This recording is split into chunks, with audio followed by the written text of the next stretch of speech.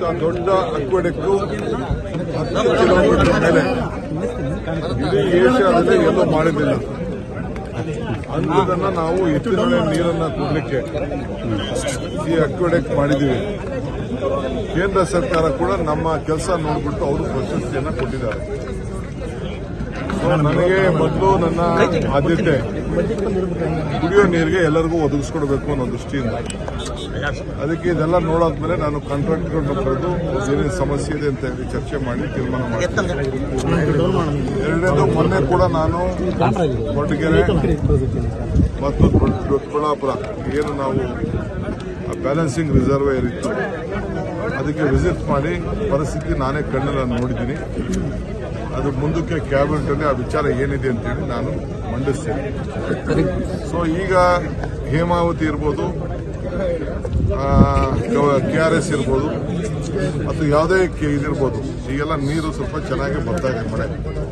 ನಾನು ಎಲ್ಲ ಮಂತ್ರಿಗಳಿಗೆ, ಡಿಸ್ಟ್ರಿಕ್ಟ್ ಮಿನಿಸ್ಟರ್ಗಳಿಗೆ ಮೀಟಿಂಗ್ ಮಾಡಿ ಆ ನೀರನ್ನು ಮತ್ತು ಡ್ಯಾಮ್ ಸೇಫ್ಟಿ, ಫಸ್ಟು ನೀರನ್ನು ಸುಮ್ಮನೆ ಸಮುದ್ರಕ್ಕೆ ಹೋಗುವಂಥ ನೀರಲ್ಲ, ನಾವೇನು ತಮಿಳುನಾಡು ಕೊಡಬೇಕು ಕೊಡೋಣ, ಮಿಕ್ಕಿದ್ದ ನೀರನ್ನು ಹೀಗೆ ಕೂಡಲೇ ಕೆರೆಗಳನ್ನು ತುಂಬಿಸಲಿಕ್ಕೆ ತೀರ್ಮಾನ ಮಾಡಬೇಕು. ನೀವೇ ICC ಮೀಟಿಂಗನ್ನು ಮಾಡಿ ಅಂತೇಳಿ ನಿರ್ದೇಶನವನ್ನು ನಾನು ಕೊಟ್ಟಿದ್ದೇನೆ.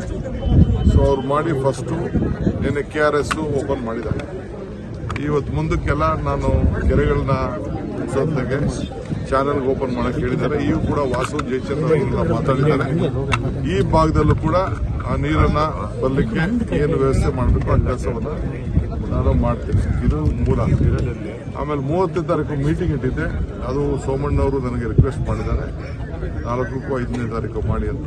ಸೊ ಅದನ್ನು ನಮ್ಮ ಇದ್ರದ್ದು ಲಿಂಕ್ ಅದನ್ನು ಕೂಡ 3-4 ದಿನ ಮುಂದಕ್ಕೆ ಹಾಕಿ ಅವರು ಬರಲಿ, ಅವ್ರಿಗೂ ಕೂಡ ಮನವರಿಕೆ ಆಗ್ತದೆ.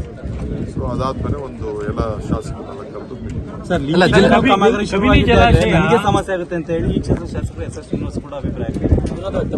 ಯಾರಿಗೂ ಸಮಸ್ಯೆ ಅವರಿಗೆ ಅತ್ತ ದರಿ ಇತ್ತ ಪುಲಿ ಅನ್ನೋದು ಅಭಿಪ್ರಾಯ. ಯಾವ ದರಿನೂ ಇಲ್ಲ, ಯಾವ ದರಿನೂ ಇಲ್ಲ. ಸರ್ವರಿಗೂ ಸಮಬಾಡು ಸಮಪಾಡು. ಕಬಿನಿ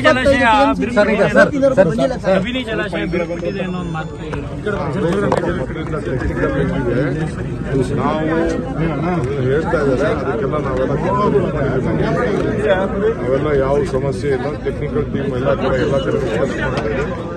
ಅದನ್ನು ನಾವು ಹೆಚ್ಚಿಗೆ ಗಮನ ಹರಿಸಿ ಎಲ್ಲ ಕಡೆನೂ ಅಷ್ಟೇ ಡ್ಯಾಮ್ ಸೇಫ್ಟಿಗೆ ಏನ್ ಮಾಡಬೇಕು ಮಾಡ್ತಾ ಇದ್ದೀವಿ.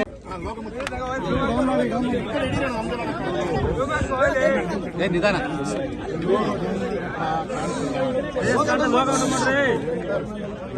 ವಿಷಯದಲ್ಲಿ ಇಂಥ ದೊಡ್ಡ ಅಕ್ವೆಡಕ್ಟು 10 ಕಿಲೋಮೀಟರ್ ಮೇಲೆ ಇಡೀ ಏಷ್ಯಾದಲ್ಲಿ ಎಲ್ಲೂ ಮಾಡಿದ್ದಿಲ್ಲ. ಅಂಥದನ್ನ ನಾವು ಎತ್ತಿನ ನೀರನ್ನು ಕೊಡಲಿಕ್ಕೆ ಈ ಅಕ್ವೆಡಕ್ಟ್ ಮಾಡಿದ್ದೀವಿ. ಕೇಂದ್ರ ಸರ್ಕಾರ ಕೂಡ ನಮ್ಮ ಕೆಲಸ ನೋಡಿಬಿಟ್ಟು ಅವರು ಪ್ರಶಸ್ತಿಯನ್ನು ಕೊಟ್ಟಿದ್ದಾರೆ. ನನಗೆ ಮೊದಲು ನನ್ನ ಆದ್ಯತೆ ಕುಡಿಯೋ ನೀರಿಗೆ ಎಲ್ಲರಿಗೂ ಒದಗಿಸ್ಕೊಡ್ಬೇಕು ಅನ್ನೋ ದೃಷ್ಟಿಯಿಂದ, ಅದಕ್ಕೆ ಇದೆಲ್ಲ ನೋಡಾದ್ಮೇಲೆ ನಾನು ಕಾಂಟ್ರಾಕ್ಟ್ಗಳನ್ನ ಕರೆದು ಏನೇನು ಸಮಸ್ಯೆ ಇದೆ ಅಂತ ಹೇಳಿ ಚರ್ಚೆ ಮಾಡಿ ತೀರ್ಮಾನ ಮಾಡ್ತೀನಿ.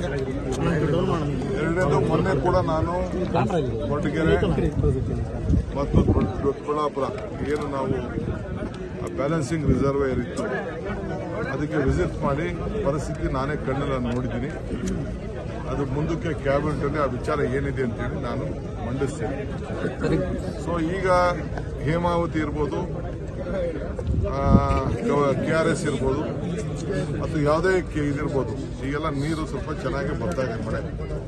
ನಾನು ಎಲ್ಲ ಮಂತ್ರಿಗಳಿಗೆ, ಡಿಸ್ಟ್ರಿಕ್ಟ್ ಮಿನಿಸ್ಟರ್ಗಳಿಗೆ ಮೀಟಿಂಗ್ ಮಾಡಿ ಆ ನೀರನ್ನು ಮತ್ತು ಡ್ಯಾಮ್ ಸೇಫ್ಟಿ, ಫಸ್ಟು ನೀರನ್ನು ಸುಮ್ಮನೆ ಸಮುದ್ರಕ್ಕೆ ಹೋಗುವಂಥ ನೀರಲ್ಲ, ನಾವೇನು ತಮಿಳುನಾಡು ಕೊಡಬೇಕು ಕೊಡೋಣ, ಮಿಕ್ಕಿದ್ದ ನೀರನ್ನು ಹೀಗೆ ಕೂಡಲೇ ಕೆರೆಗಳನ್ನು ತುಂಬಿಸಲಿಕ್ಕೆ ತೀರ್ಮಾನ ಮಾಡಬೇಕು. ನೀವೇ ICC ಮೀಟಿಂಗನ್ನು ಮಾಡಿ ಅಂತೇಳಿ ನಿರ್ದೇಶನವನ್ನು ನಾನು ಕೊಟ್ಟಿದ್ದೇನೆ.